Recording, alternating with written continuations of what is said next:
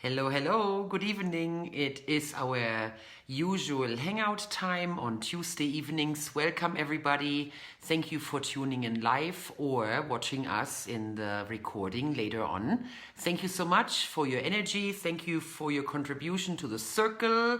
And I'm welcoming every single person who's tuning in. Thank you so much for being part of this and sharing our super special topic tonight about resilience. I am very excited about this word. I have been doing lots of studying, lots of research about it, and seeing how it fits in with the law of attraction, how it fits in with quantum NLP, and how it can be a resource, especially right now where we can definitely use every resource we can get our hands on, right? I'm not going to get into any specifics about what is going on in the world.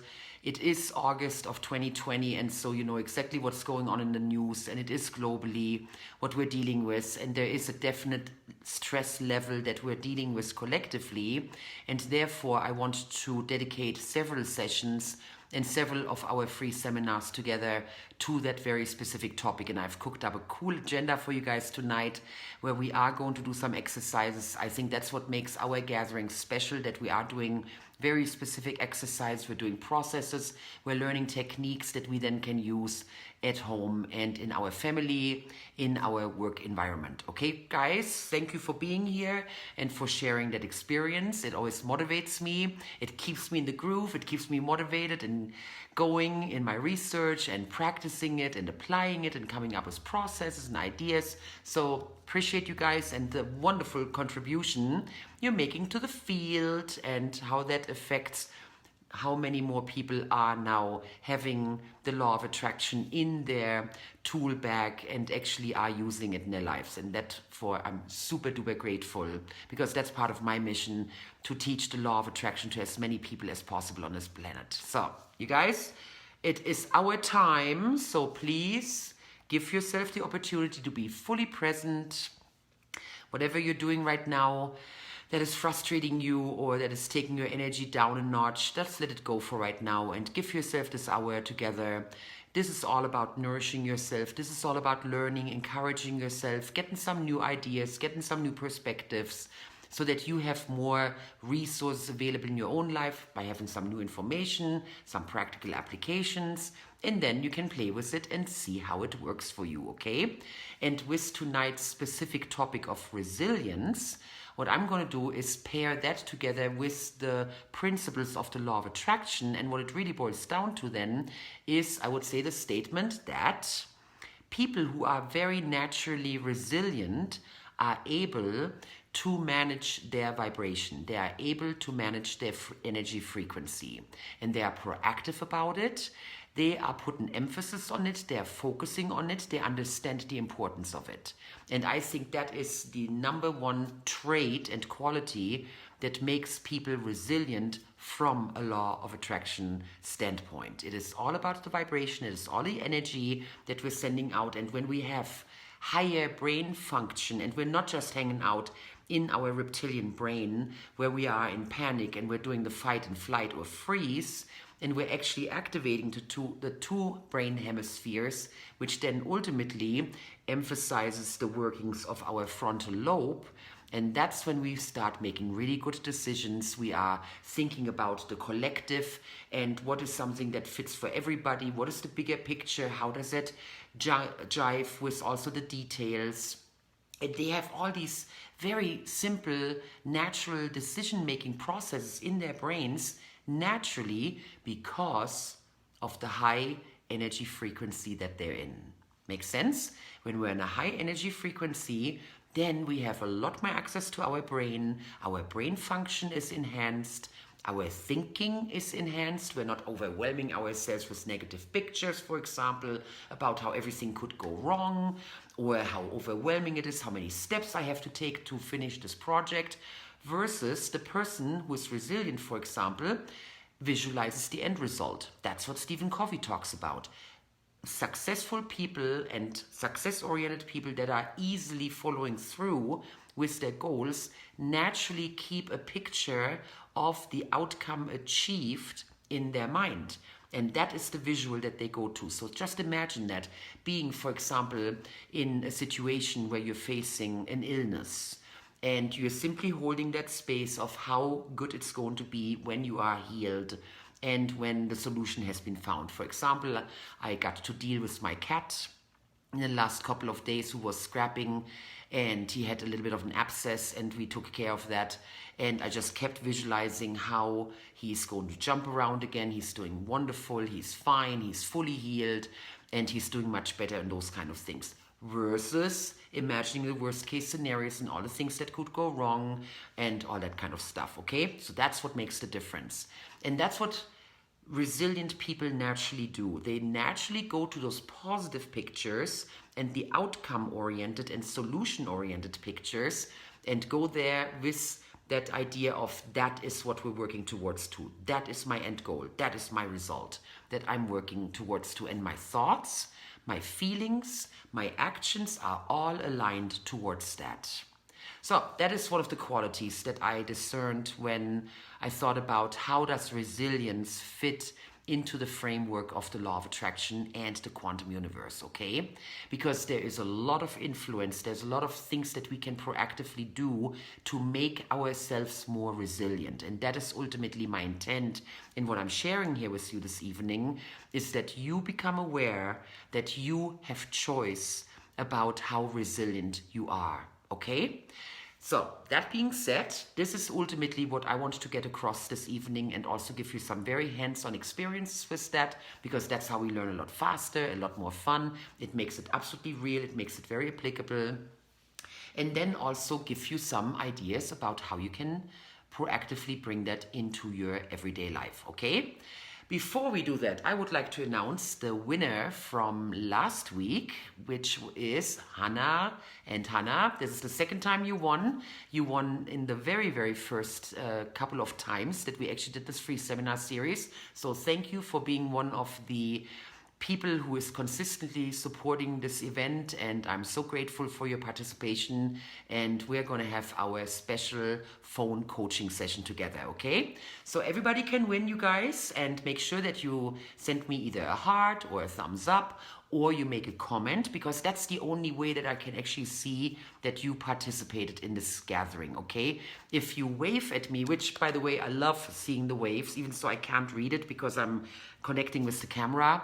And so I'm not actually seeing what you guys are writing me, but you know, always I check it out later. And usually I send you a quick little note that you let me know that you're on this call, okay? Because then you will enter our drawing, and I always get a lucky number from someone special in my life. And sometimes I call a dear student, or I ask a family member. I love to play with kids and have them be my lucky fairy, who then chooses the name for the next winner, okay? So Hannah, this time it's yours. So everybody, thank you for the love, you guys. I appreciate you, and the love is coming right back at you.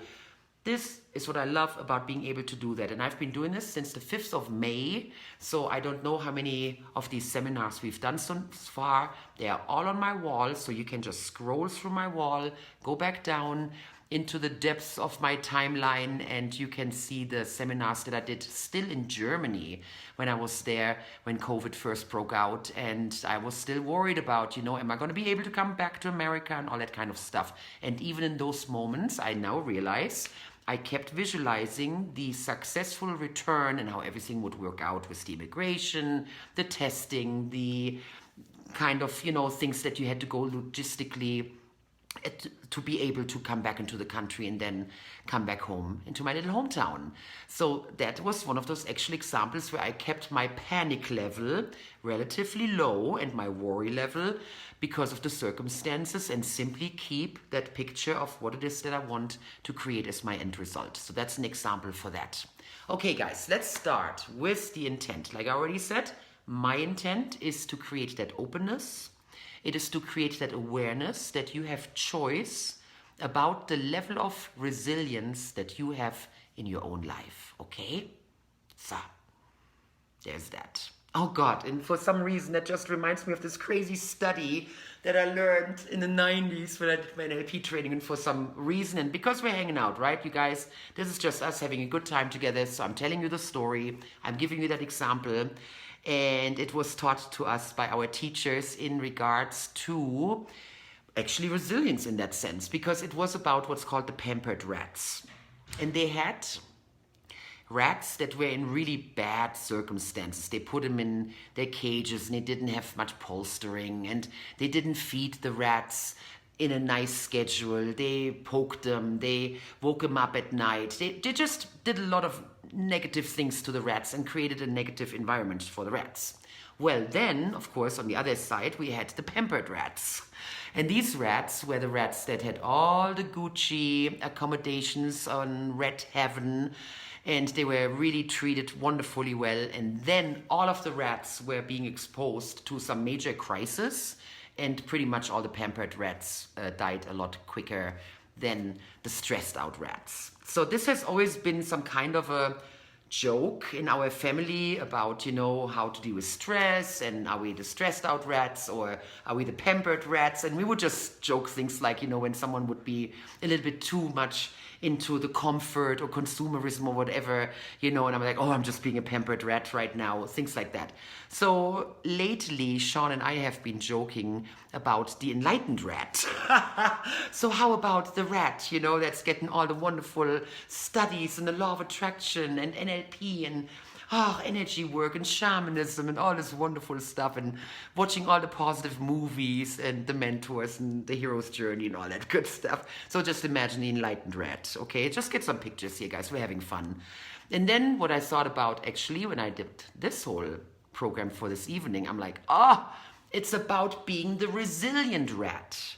It's about, okay, you understand, I'm using the metaphor of this testing, of this experiment, that ultimately what we want to be is the resilient rat. So no matter what happens around us, that then we are able to respond in a way that we're surviving, that we're thriving, okay? So please take that joke with, a good chuckle, and anytime now when you are getting into some, a funk or anything like that, you just ask yourself, so do I want to be the pampered rat? Am I the stressed out rat? Do I want to be the enlightened rat, or I'm the resilient rat? So you're going to hear me say that a few more times here in the future, because that's just a great metaphor. And it's always been one of those things that just makes you think about, this is the reality of if we are in a place of too much complacency, that it probably does not add to the skill building that we need in times when some major proactivity and solution orientedness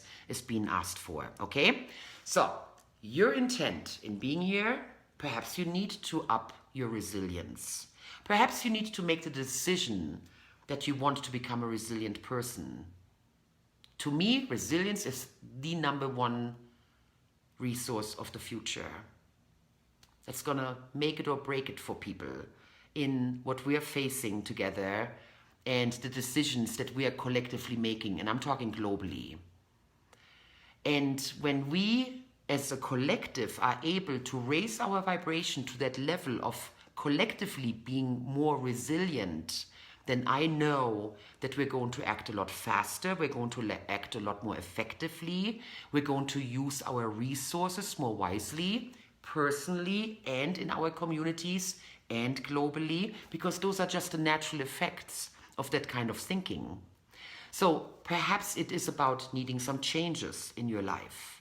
Perhaps you want to become more resilient. Perhaps you want to step out of a victim mindset that there is nothing you can do when bad stuff happens, or that panic is the only way to react to it. Versus what I always talk about, the person who is a master is the person who is at a high vibration. They oversee the big picture, they see what's going on, and they're not in a place of judgment, and therefore they respond. Low vibration is reacting, high vibration is responding. So that's what the resilient person does, okay? So you know where you're at. You know where your baseline is right now, okay?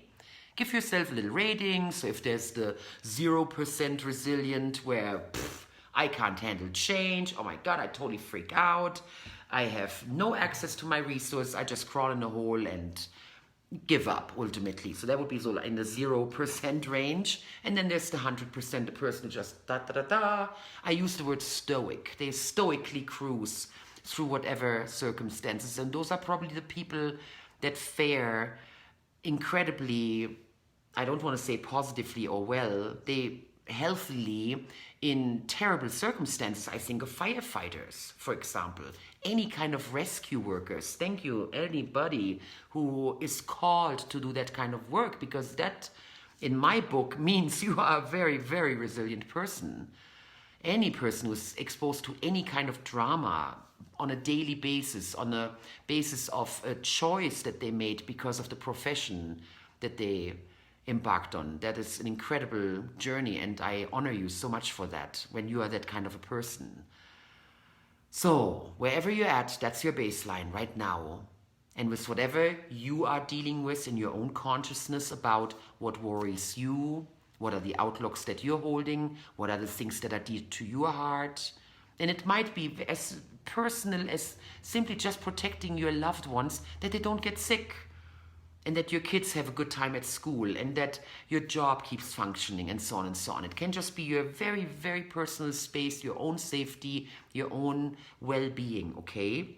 It can also be your concern for your community, your neighborhood, for example, or it can be your city, or it can be your country, or your very specific community that you're part of. Yeah. So just take all that in right now and notice what you notice. And no judgment, you're just taking a stock, okay? And then I would like for you to now declare an intent. I am choosing to be resilient from now on. I am today embarking on a new journey of resilience. Resilience from now on is going to be one of the resources I'm carrying in my pocket. Those kind of things, okay? So make a statement like that to yourself right now. And what I'm saying is, I am going to increase the effectiveness of my relationship with resilience and how it all fits together with my other teachings. And I'm going to keep that very much on the forefront of my mind for the next bit of time. Yeah. So that's my intent. What's yours? Okay, please state it to yourself.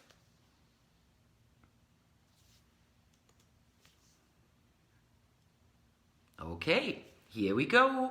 Right on, my friends. Thanks for being here. I totally appreciate you all. And it doesn't matter if you're able to be here live or if you're able to tune into the recording later on. I appreciate your energy. I'm soaking it up right here, right now. I'm feeling the connection. I'm sitting in beautiful southern Utah, and we actually drove through hail today, and I'm so grateful for that. It was a beautiful rain shower. We even had some lightning, and it was definitely some very needed water for the high desert here in southern Utah. So I'm in a super good mood. I'm super excited about the topic that we're doing today, and it is going to be the topic for the next few weeks, because it's definitely a time when any kind of resource that helps us to be more resilient is going to be very useful. And that's my offering to you, you guys. This is what I love doing for the community. And that's one of the ways that I'm practicing my own resilience, because by sharing, by being involved in my community, by connecting with people that I don't get to see right now, that's how I feed my own heart, and that makes me happy. So thank you guys for the love, and it's coming right back at you, okay? So first point of order is, let's make a list of what you consider the qualities of someone who is resilient. Think of your own life in times of resilience, when you bounced back, when you faced adversity, you faced crisis, drama, hardship, and somehow you were able to prevail. Perhaps not even prevail, perhaps you were even thriving. I said that word earlier. Not just surviving, thriving. You were able to adapt, another very important word, adapt. You were able to recover.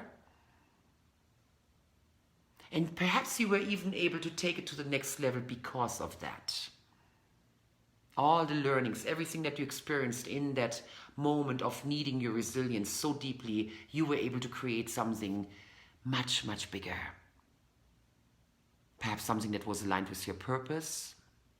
So just look in your own life and collect some of those ideas. What were some of those criteria? What were some of those qualities that contributed to you being able to be resilient?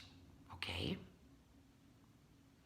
And then I would like for you to think about the people around you, the people who inspire you, people in your family, people in your circle of friends, your neighborhood, your community, at work. Go to those places and simply just gather some of those people right now. Who are the resilient ones? Who are the ones who keep their cool when things get tough? The ones who immediately go to leadership and, hey, don't worry about it, come on, we're gonna figure this out. Who are those people in your life? Okay? Nice. And it might be worth it to actually watch this again or do it afterwards, where you are going to make a list. And you have those names available to you, okay? And then let's go to the bigger picture and connect with the larger community, the world. Look at the people who are famous, the people who are the leaders, the inspirers, the influencers, who are your examples of people who are deeply resilient. Let's think of those for a moment.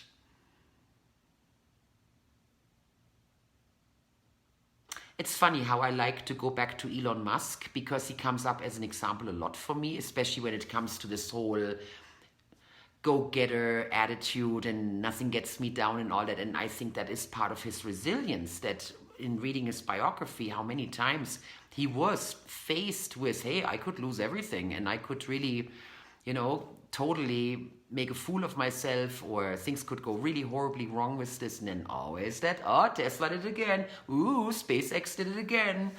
It's just really amazing. So I take him as a wonderful example of resilience for sure. Who are you thinking of? Who are the people who come to your mind very quickly? And they might even be people in fiction. They might be people from the past. Yeah. Okay, so you're getting some ideas? So what are the qualities that come to mind? And I'm just going to give you some of the ideas that came to my mind. And so one of them is to be okay with change. Ooh, that's a big one, you guys. Being okay with change. Remember in one of my last seminars, I talked about the trend development, the trend curve. And so what you will see in a population, there is a very natural division. I don't want to say division. There is a spectrum of how people are relating to change. You have 5% of your population who are the people who love change. They thrive on change and they change very, very easily, and they just bring it on, and I'm always ready to move. I'm always ready to do something new. They're adventurers, they're explorers, they're visionaries. So 5%, about 5% of the population is very comfortable and eager for change. 15% are the early adapters. Those are the people who deal with change relatively easy. Once they see the 5% doing it and they see that they are being successful, they are willing to jump in, and then they also implement the changes. And usually it happens very quickly, very easily. Then you have your 60% majority. And usually when you hit the majority, that's when a paradigm shift happens and all of a sudden becomes normal for everybody. And there are many patterns in the world that are now normal that were not normal 100 years ago or 1,000 years ago, because we have a different paradigm now, because enough people bought into the ideas that are now considered normal. I'm thinking of things like recycling. I'm thinking of things like the kind of cars we drive nowadays, where we are not using lead fuel anymore, which when I was a child was still normal. And remember this big wave when all of a sudden everybody had to have a converter and cars were going to the garages and new cars didn't have it anymore. The old cars had to be refurbished and so on and so on and so on. That was one of those paradigm shifts. First, just a few people did it. All of a sudden, everybody does it. Well, before we get to everybody, the next 15% are the late adapters. They wait the longest. They hold out.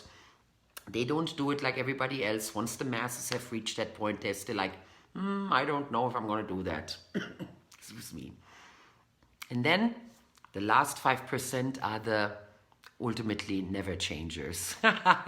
They're the ones who don't want change. They're the ones like, nope, I'm going to be this is how we always did it, and this is how we're always going to do it, that kind of attitude. So that's how you see the 100% of the population, and it really depends on how quickly you adapt to change, how comfortable you are with change. So this general idea of change is part of life, change is good, change is going to happen anyway, so why fight it? Just have those kind of thoughts. So if you're really having a tough time with change, if those are the thoughts that you have a lot, I hate change, or God, could things just stay the same, that kind of stuff, then please challenge yourself to change that belief about how much you like or dislike change, and how much you would like to have it available to you, that it is just a normal part of life, and that's what happens anyway, so I might as well just deal with it and cruise with it. I'm enjoying change, I thrive on change, I believe change is positive, so start practicing affirmations like that if you have a tough time with change, because trust me, it is definitely going to up your resilience, being able to invite change and be okay with it, okay? So being okay with change is one of them. Another one that I found out is that the people who are very resilient in moments of stress are asking themselves what's most useful right now. Is this useful or not?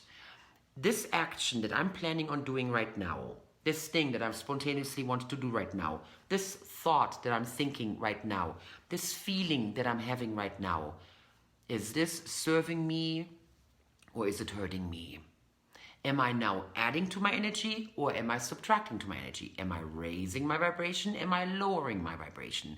There is that little meta commenter in there that is able to discern that and then give the appropriate feedback so the behavior can be adjusted, okay? So that is a very important trait of resilient people, that they don't torture themselves with thoughts, feelings, and actions that they know don't serve them.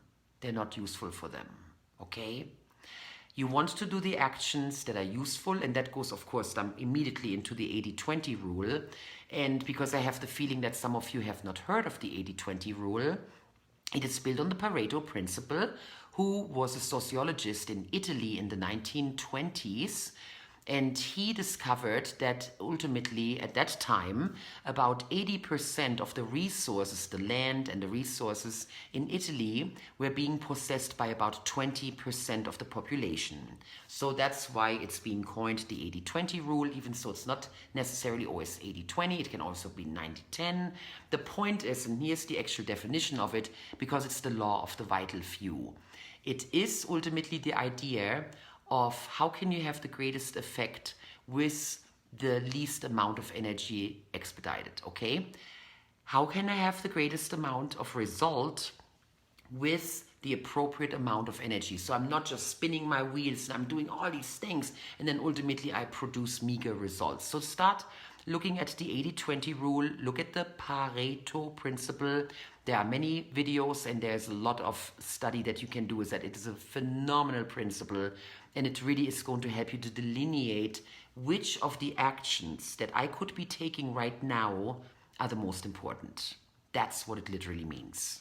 And that's what the resilient person does in a moment that takes quick, clear thinking and decision making, because perhaps an accident happened and the person is helping. Perhaps something happened where a child needs help that can't help themselves. It's about asserting the situation. It's about making those super quick decisions about this is what needs to happen first, this is not what needs to happen second, and then that's what needs to happen third, okay? It's about being able to do triage and putting that band-aid on, stop the bleeding. I'm talking metaphorically here right now, you guys, okay? Whatever the situation needs in that moment. And so the 80-20 rule helps in that moment to discern of the 100 different activities that I could be doing right now, what are the most important? What needs to happen right here, right now? And then that is going to make the next step easier. And then that's going to make the next step easier. And that's going to make the next step easier. And so the resilient mind goes there very quickly and easily. Of course, that means that you're coming from a really good right brain, left brain hemisphere balance. And your hemispheres are really talking to each other. You're able to have the doing steps. You're also taking care of the being, taking care of yourself, your emotional well-being. You are not in a place of panic. You're not in a place of hopelessness or despair or guilt or whatever. You're in this place of like, let's get it done. We can do this. It's going to work out. Okay?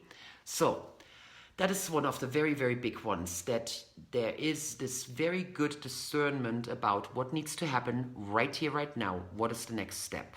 So all of that is tied together in the 80-20 rule and in what is the most useful thing to do right now.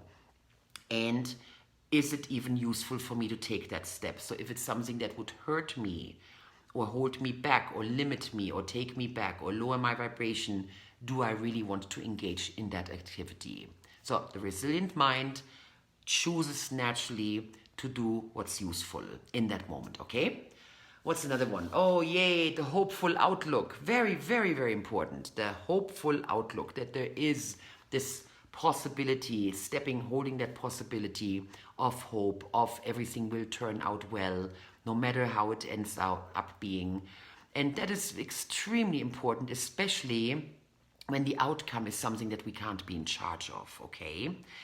If that is not a thing that we can personally direct, and then I'm looking at the bigger world picture right now. I'm also looking at our larger communities that even though we are a part of, it still also depends on the collective decision of what's going to happen. And so there is this underlying okayness with what is going to happen. And that is another thing that I found that resilient people share with each other, that they have a more hopeful and positive outlook on the future and how things will develop. And there is this okayness. So there is this whole thing about shit happens, and there is that as well. So that is the little bit more cynical approach to the whole thing. And there is a more resilient way of dealing with life and how life happens, where it's simply, it is okay how it turns out. So that's a big one. Yeah. You guys. And then, I already mentioned it, they are also proactively managing their frequency.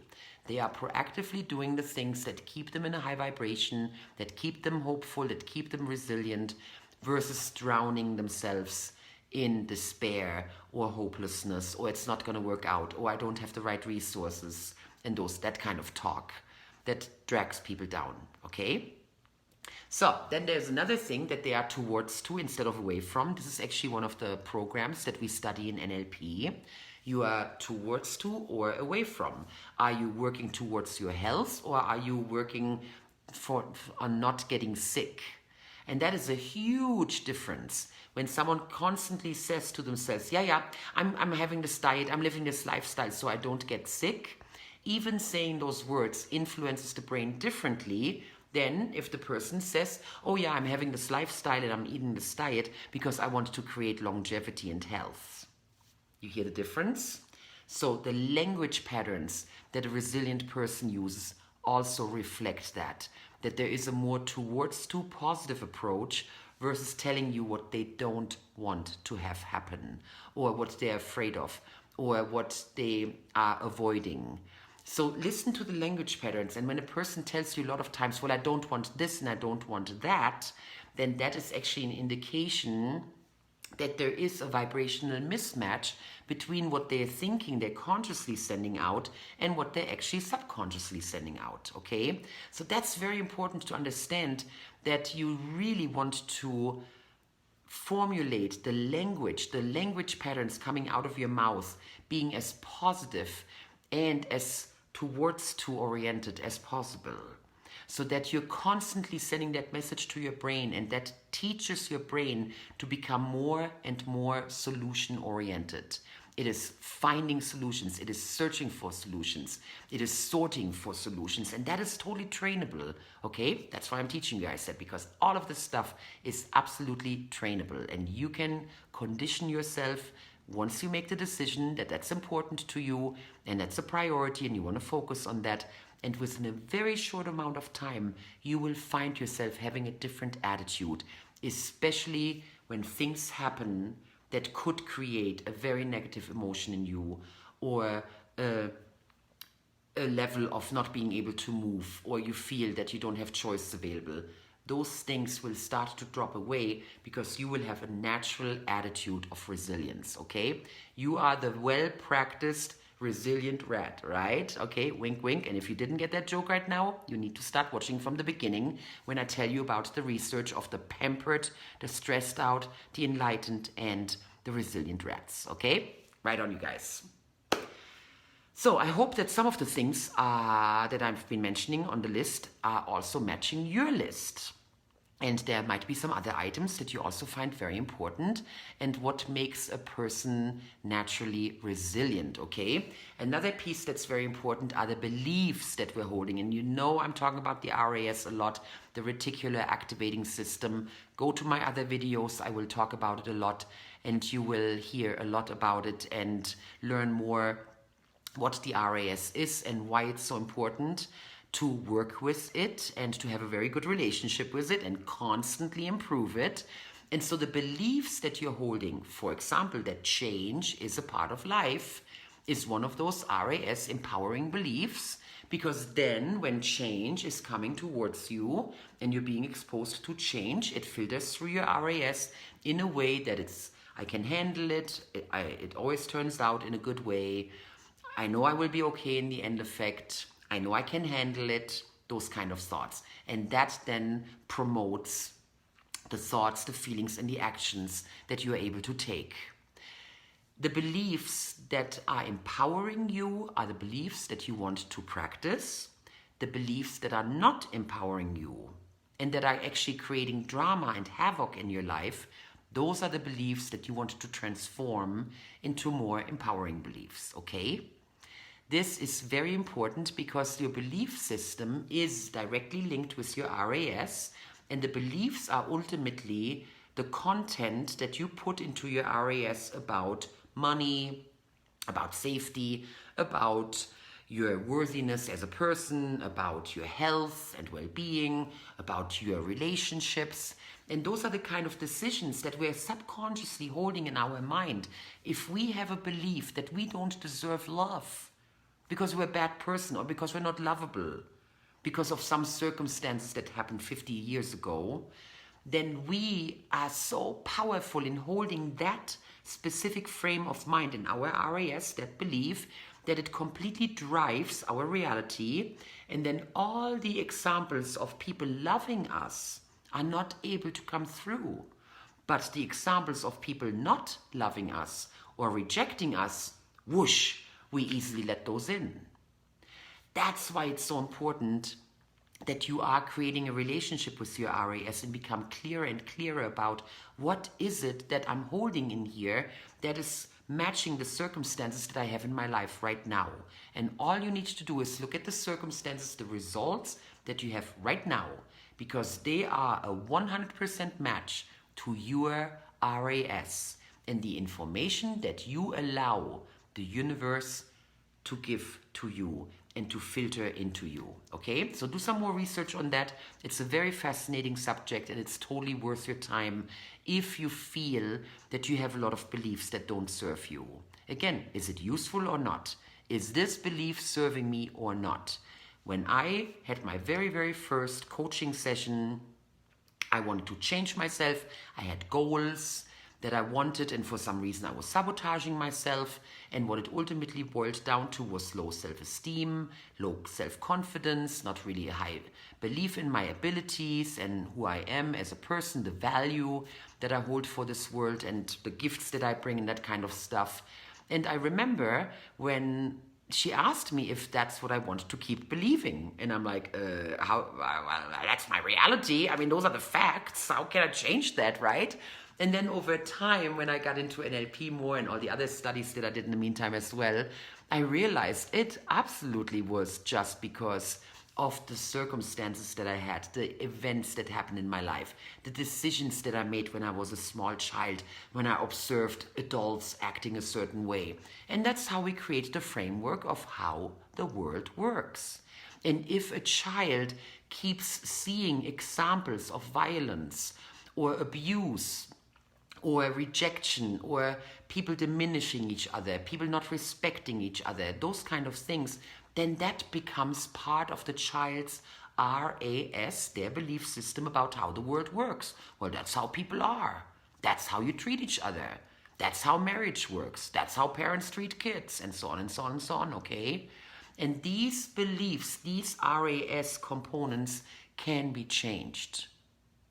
There are so many beautiful modalities out there, and that is my contribution as well in these videos, in these gatherings, to help you to tap into those resources and to tap into the idea that you can do something about this, okay? And then I know the right modality will show up for you and the right practitioner. This is all totally perfect because you wouldn't be here if this information wasn't for you. So just open yourself up to that right now, that the information will show up in the right time with the right people in the right community in just the right way for you.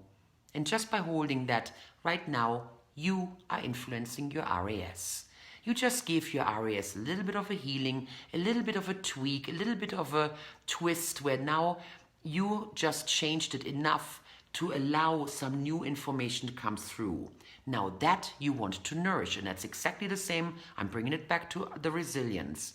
You're doing the exact same thing with your resilience by simply starting that process. And that's why I asked you earlier, do you want to make the choice today that you're opening a new chapter? This is a new journey, a new adventure of becoming very resilient. I am resilient. I want you to fully say that and feel it in your heart. You feel it in your gut. It's like, yep, this is who I am. I'm a naturally resilient person. So that's my great, great wish for you, that your RAS supports that and that you have beliefs in place that support that, okay? So let's do a little quick exercise together because I want you to get into your muscles. I want you to get it into your whole consciousness, okay? And I simply ask you to just relax wherever you're at, or you just let it run in the background. And you simply just follow along the exercise and you see what happens, you feel what happens, you just hear what happens. Whatever comes to your conscious awareness, just flow with it and enjoy the journey, okay? It's going to take a few minutes, and I'm simply going to lead you in this guided visualization. Allow yourself to be there in whatever way is appropriate for you right now. You might have your eyes closed. You might even lay down right now. You might just lean back and take a few deep breaths, make yourself comfortable. You might even take a little walk and just listen to it. Wherever you're at right now, just take a deep breath.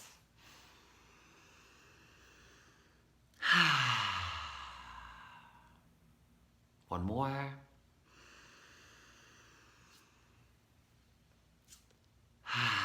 Very nice.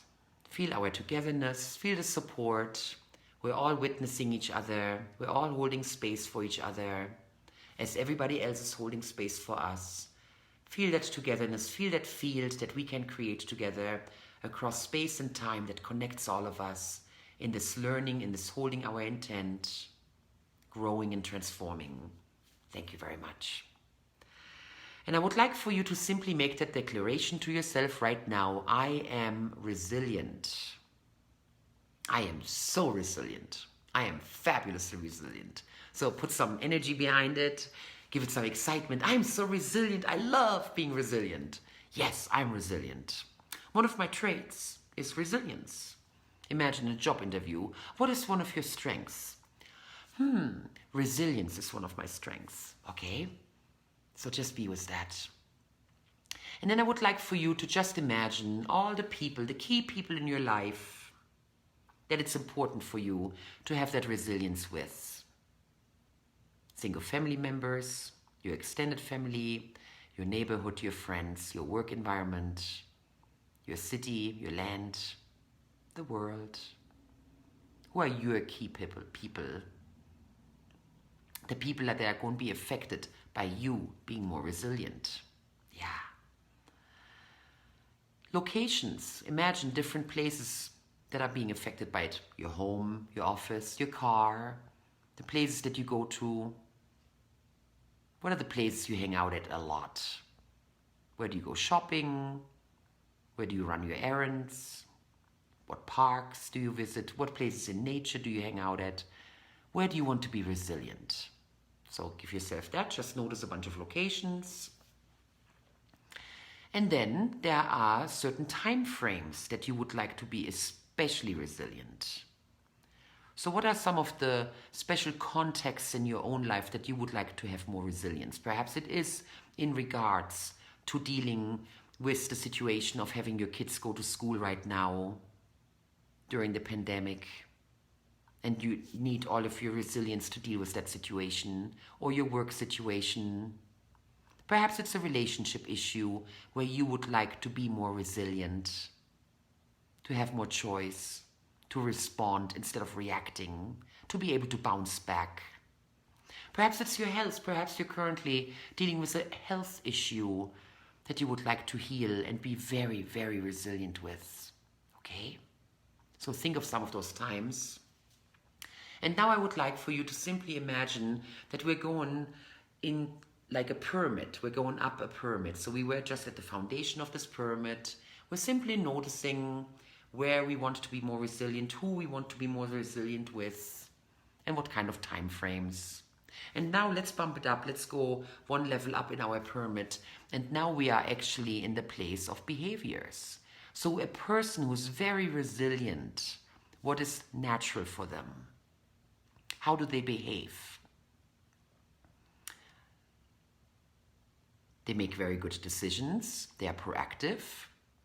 They are balancing the needs of themselves and others. They adapt. They recover. They work on their beliefs.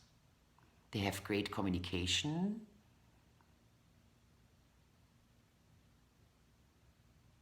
Any other behaviors that come to you? They meditate. They take care of themselves. They breathe deeply. They take notes. You can go very left brain on this as well. What are the very specific behaviors that a resilient person does? They discern. They assert the situation. They make decisions quickly. Those kind of things. Yeah. Okay? So all those behaviors that a resilient person naturally does, let's just gather all of that information right now. And I would like for you to claim that you have the ability to learn those behaviors. Or if you already have the behaviors, to increase them. Become more effective, okay? So give yourself that right now. And we're anchoring that in our consciousness. Yes, we are able to do that. Very nice. Now, let's get to the next level of the pyramid, which is our abilities and our internal resources. And this is something that I love very much about the field of NLP, that we believe in our areas that we already have all the resources that we ever need within us. Because of the field, we are connected with everything there is, and therefore we have access to it. So the resources like love, trust, faith, peace of mind, confidence, freedom, gratitude, passion, hopeful.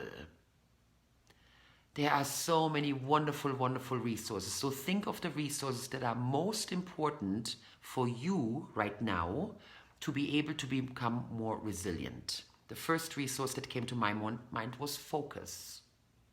I want to be able to be super focused in the moment that my resilience is needed for me to bump it up. I want to be super focused so I can use the 80-20 and then have excellent discernment.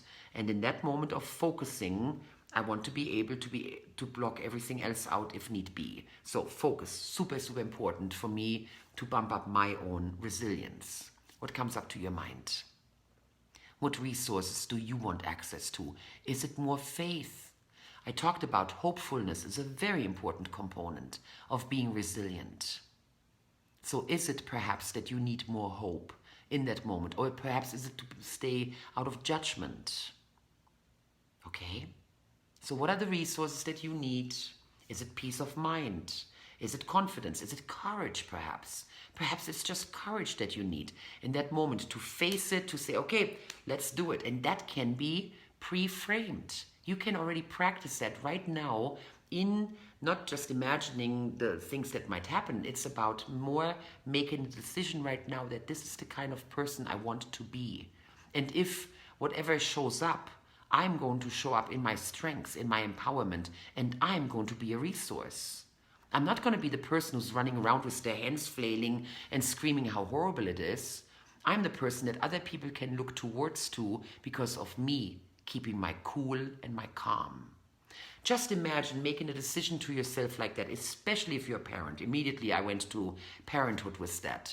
If anything ever were to happen in the family, from even a fire breaking out or some accident happening or whatever, that I, as the mother, would be in a place of that collectedness, that the person that others can look to, knowing that she's going to be calm. That's the person I want to be. So I can already start programming that in myself right here and right now, simply by making that decision. This is the person I want to be. And I know that in a moment like that, when I'm being asked to be cool, even with my kitty, and I know that's just a minor issue for a lot of people when you're dealing with an animal. And in my deal, this is a big deal. This is my boy's cat, and I love him very much. And it was all about, as the things were happening with him and we're diagnosing that he's not feeling well, to just be super calm, not freak out, not start crying or, using the higher voice and things like that, and start spewing out possibilities of how it doesn't work out and whatever it was. No. Okay, what do we need to do first? Excellent. That's done. Great. Now that that's done, what's second? Cool. Now I'm going to our doctor, and then it worked out. And we just got back. So everything is cool and the boy is fine. So who do you want to be? That's the question, okay? So what are the beliefs that you want to hold? That's the next level. Let's step up one more level in our pyramid. We're getting closer to the top. Step into the belief system. It can be done. It's possible. I have the resources to handle it. We will be okay. There is a solution. Come up with those belief statements, those quick statements that give you that peace, that give you that calm, that give you that courage. I have courage. I am calm. I am peaceful. In moments of stress, I am cool like a cucumber. That's a good saying. Okay, so those are the beliefs that you're holding. And then let's step it one more up. We're getting closer to the top of the pyramid. These are the identity statements. I am resilient. I'm a very calm and collected person. I am calm. I'm a master of calmness. I'm cool like a cucumber. So any kind of I am statements that you can make, and any kind of metaphors or analogies or symbols that you can use. So for example, the cool like a cucumber, which is hilarious actually, because a cucumber is cooling, okay? So there is a logic to it, and it's simply a metaphor. It's an analogy that you're using in that moment that gives you that, yeah, that's what that means, okay? So if that works for you, please use it. Make those I am statements that are empowering you, that are helping you to be in your highest vibration. I am resourceful.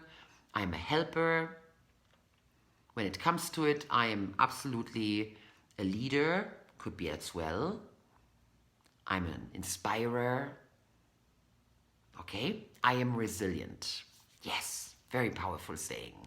And then at the tip of our pyramid is the place where you now connect with the rest of the world. I would like for you to simply open yourself up and understand that what you're doing in your own life always has a ripple effect. There is always a consequence to what you're doing right now. It is a natural law. That's how the universe works. Cause and effect. So I would like for you to now step into that, knowing that as you grow your own resilience, you are naturally sending that out into the environment, and other people get to benefit from that.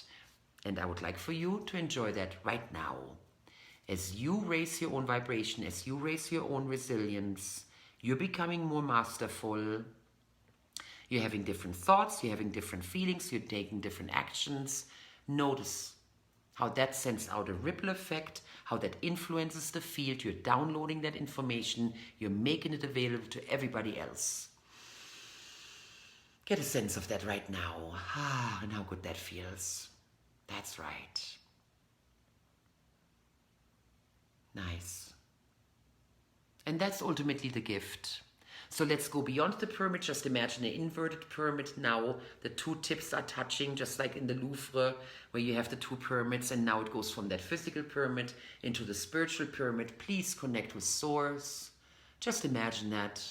in the way that you connect with the universe, in the way that you allow yourself to be nourished. It might be prayer, it might be meditation, it might be talking to guides and angels, or you simply talk to God, or you are feeling the energy of the universe.